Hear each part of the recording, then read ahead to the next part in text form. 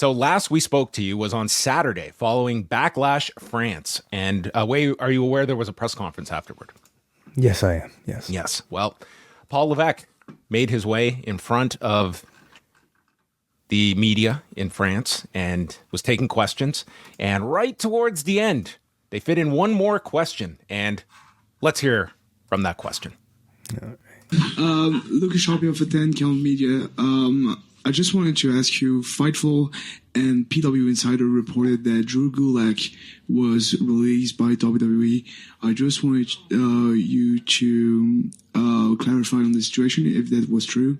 And is there anything to do with Ronda Rousey's accusation about sexual... Well, first of all, if you're going to cite news sources, pick good ones. That's where I would start. Credible, really, maybe. Yeah. We release talent all the time.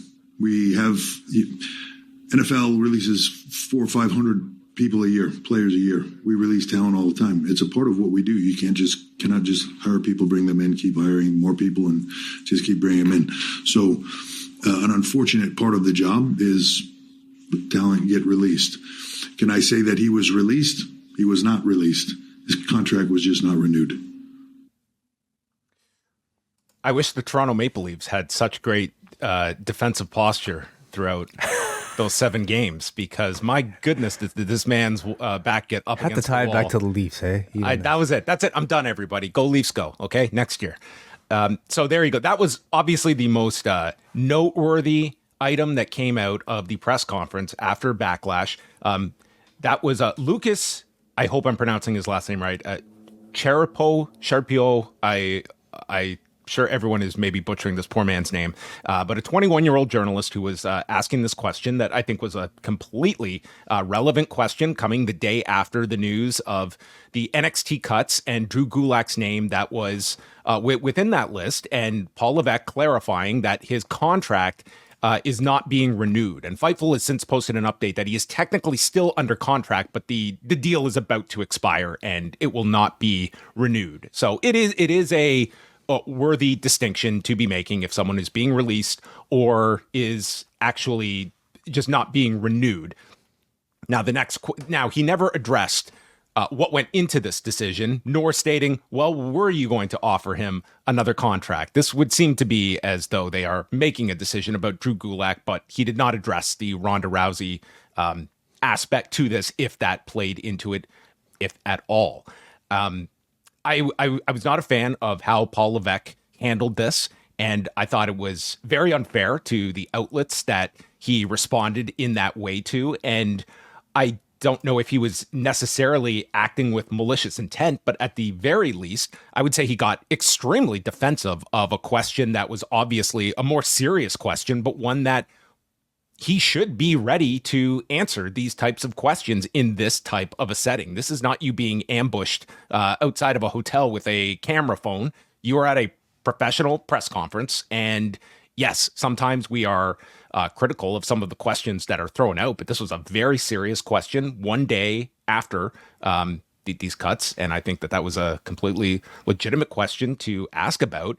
And in regards to Fightful and PWInsider, like, these are two outlets that I think have a lot of credibility with people out there, and I just thought it was not the way I would have wanted to see this handled. What did you think about this? So I sense these press conferences continue to be some of the most weird and interesting, I think, pieces of, the professional wrestling sort of product these days, in that you're never really sure what the producers of these press conferences are looking for. Are they simply looking at it as a vehicle to, I don't know, sell a brand that they're sponsoring, to create more content for their YouTube, to continue to promote more storylines, to gloat about their successes?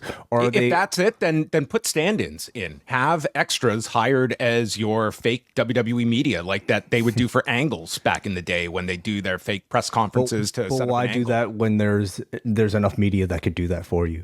That that is, quote unquote, legitimate. Well, then you're eliminating this problem. Way if WWE views this as a problem and they don't want questions like this, then take it in house and do a fake press conference, and you can have a lot of the questions about Hunter. Yeah, I mean, we're only suggesting like several options about That's a why separate. they do it. Let's keep it on this subject. You are So- opening this up to the media, and the media is free to ask any questions they want. This was a completely fair game to ask a question like this.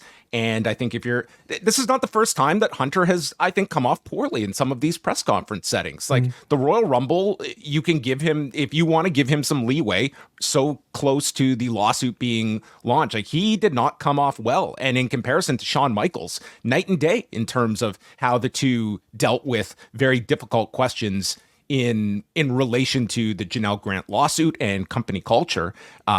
This is obviously like a different subject matter, but in a serious one nonetheless in terms of what was alleged against Drew Gulak. Sure. I think there's at least, to my sort of like sense, always a little bit of the professional wrestler still in Paul Levesque in having to field questions where he feels like he's being antagonized and having to come up with a response that is, I guess, equal in vitriol or firepower.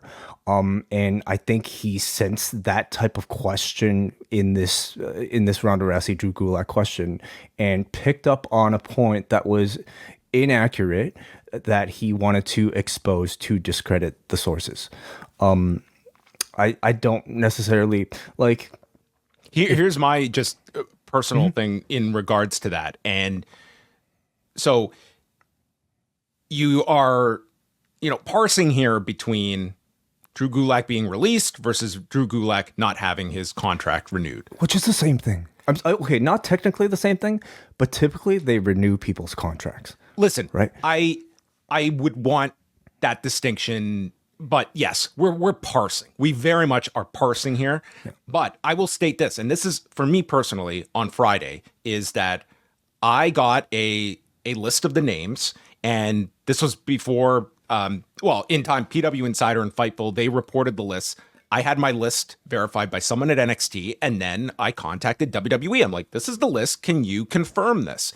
And did not get a response back, and that's fine. As I say all the time, it is not, when I reach out for comment, when I reach out to anybody, it is not their job to have to get back to me. It's a decision, but it is my job to ask. So I always am trying to get confirmation. So if you are going to, I am positive I was not the only media to reach out. So WWE did have 24 hours that they could have made that clarification. Not to everybody. They don't have to be replying to 100 people. You can choose one outlet. You can choose a Fightful. You can choose a PWInsider. It certainly does not have to be me. But if this is important to you, that it is not, that incorrect distinctions of someone leaving the company is not out there and circulating, you can nip that in the bud instantly by just telling one outlet that has credibility, and I would put PWInsider and Fightful under that category. You can mitigate that, and then we have a bit more, like, that is a frustrating part to me, is that when you are upset about such a small difference of fact, is that you could do something there. Let me ask you, have they made that distinction before for any prior releases within the company, that this is a contract that we haven't renewed, instead it is versus, it being a release? WWE itself? Yeah. I mean, they're kind of, it's not like these were not cuts that they announced publicly. There's others that they do announce publicly. I know that this is going way back, but it's one the Dudleys always note, is that they were kind of lumped in 2005 with these mass cuts, and technically their deals were up, and they've always made that clarification. We were not released. Our contracts were not renewed. And again, like, you're getting into somewhat of semantics, but there are differences between the two.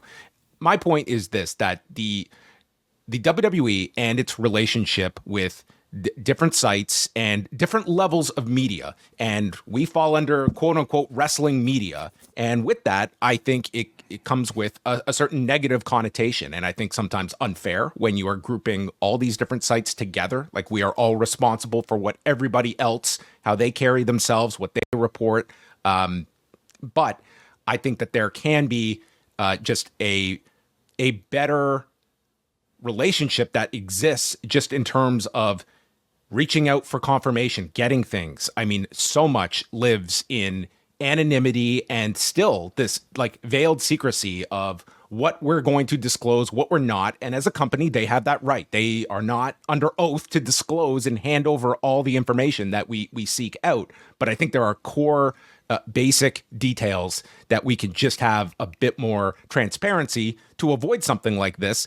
And quite frankly, allow a Paul Levesque to answer what was at the heart of that question was not so much, is Drew Gulak leaving the company? We know Drew Gulak is leaving the company. We are more interested, and I think for this reporter, his question was, why is Drew Gulak leaving the company? And because of this silly parsing, it allowed Paul Levesque to circumvent that core question and just pounce on a detail that was different than what was out there. That's exactly what I think this play was. It was just a way for Levesque to deflect from the Ronda Rousey relationship to the Drew Gulak release by I guess, touching on a technicality and using it to discredit the sources. And I suppose in professional wrestling journalism at large, when he speaks of credible sources, I think it gives the indication that he tends to favor, I don't know, your mainstream news outlets, that I think he wants to maybe convey, I don't know, a higher level of respect for. It's unfair. I also think for him, like, I don't necessarily think it was a calculated move and more of a reactionary move, like I think so too. Yeah. And so I wonder now both Sean Ross Sapp and Mike Johnson have disclosed publicly, this is not me like revealing anything, that WWE did reach out to both sides and seemed to indicate that exact thing and were I don't want to put words into their mouth of how it was derived, but feeling the need at least to reach out and kind of give an explanation for it. Now, if Paul Levesque feels he misspoke, I feel like that should be like whatever you want to say about what came out of Paul Levesque's mouth. What you took away from that clip we just played is him casting shade on these two outlets that you credential. So you are deeming them credible in your own credentialing process. And I feel if you're going to do that publicly, then a private reach out from WWE, I think that, that to me does not square if you feel that you misrepresented these two outlets. Well, the WWE is a very big corporation, isn't it? And I to me at that point, the question I ask is, does Paul Levesque have much to do with what sources are credited? Does he have much to do with the sort of whoever is in charge of like dealing with the media? Does the media sort of dealing arm feel sorry, but Paul Levesque doesn't feel sorry about what he said? I mean, we don't necessarily know. Maybe it's another question that somebody could ask Paul Levesque next time on one of these media settings. But I just continue to think like this is the type of like somewhat contentious relationship we can expect from people asking serious, real questions and Paul Levesque having to field them. And this was his look, probably. For this is not a photo. This is live video here of him absorbing the question in real time. There. I mean, anyway, these press conferences, they're never dull, and we always have stuff to talk about afterward. But I think it does bring up. I think these are good conversations to have of this role that the media plays, and sort of this. I don't even want to say that it. I don't even want to say like it's like this in this negative place. I look at it in another era, just because I've been covering this for so long, where it was just the ability to even have these levels of like, we look at like a Paul Levesque, and you're only getting him X amount of times a year in these press conference settings, which were more than it's not like Vince McMahon was ever doing these during his time there. It's not perfect, but I think it's what is there if you want to be having some access to a company representative and hopefully getting like some serious topics into these press conferences, even though I think they very much want these to be extensions of the on-air product, and a lot of media, they are like, and this is not me casting aspersions. There are some that are there to cover lighter stuff, and that's fine. But I do hope that there's a balance and that there is a place for tougher questions and ones that this does not have to be so combative, that has to be taken. And I thought he got very defensive. Like you could just see him like immediately just back up, and there's even a pause. Like he almost has to catch himself to like just move on, because you can tell he's almost like taking this personally, that this question is being directed at him, which was a completely respectful, in like totally fair bounds to be asking about one day after this news came out. You almost get the sense that sometimes these press conferences, the post show press conferences, are meant to be almost like an after party where we're here to celebrate our victory, you know, of doing this, putting on this tremendous show, earning all this tremendous success. And we're here to field your questions in order to allow us to continue to enjoy this feeling more. And, you know, the party pooper, quote unquote, you know, the journalist that might come up and actually ask a serious question is almost seen as somebody who's there to disturb the vibe.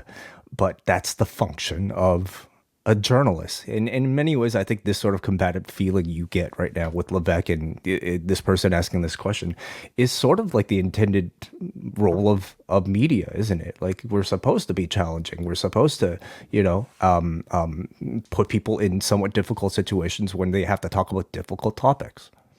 Yeah. And I think that is, I hope, not a byproduct of us focusing on this, that other reporters out there might be deterred from not wanting to be in the spotlight here, like this reporter is, for instance. So I really hope that people out there are encouraged to ask these types of questions, because this is very normal journalistic practice at like a very basic level of just asking questions about like newsworthy topics. And like you can ask whatever question you want and however they want to respond. I will say this, like you ask a question like this, look how much like we have seen just of like this one answer out of Paul Levesque, and how telling it is. I mean, it's like it's to me it was a clear deflection of the Ronda Rousey topic, and that to me makes me want to learn more about what exactly is the source of Drew Gulak's non-renewal.